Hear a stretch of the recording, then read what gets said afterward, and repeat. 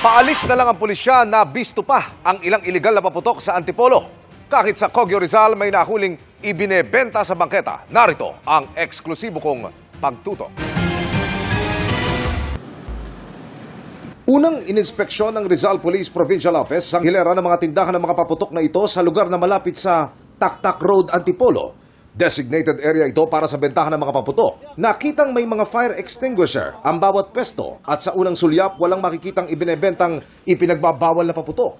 Pero nang papaalis na ang mga pulis, nadiskubre nilang may mga nagtitinda pala rito ng iligal na paputok gaya ng sawa. Hindi po niyo alam na bawal yung paninda niyo? Hindi po. Kaya nga po nandyan lang, hindi naman po namin tinago. Kinalulungkot natin na may nakita pa rin tayong mga pinagbabawal, no? Sunod na tinungo ng mga pulis ang area ng Cogio. Walang designated area rito para pwestuhan ng mga nagtitinda ng paputok pero sa bungad pa lang, bumulaga na sa bangketa ang mga iligal na nagtitinda. Kinumpiska ng mga pulis ang mga paputok saka dinala sa kanilang istasyon. Huling sinadya ng mga pulis sa mga tindahan ng mga paputok na ito paakyat ng Marilake Road.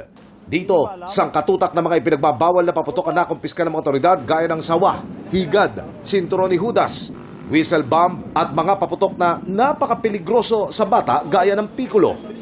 Ano na rin to ng ating massive campaign against prohibited firecrackers and pyrotechnics. Pati ang reventador na ito na tinawag na 3-star, dinaya lang sa pangalan dahil halos sinlaki at siksik pa rin sa pulbura, gaya ng 5-star at Thunder. Inimbitahan lahat ang mga nagtitinda ng paputok sa police station.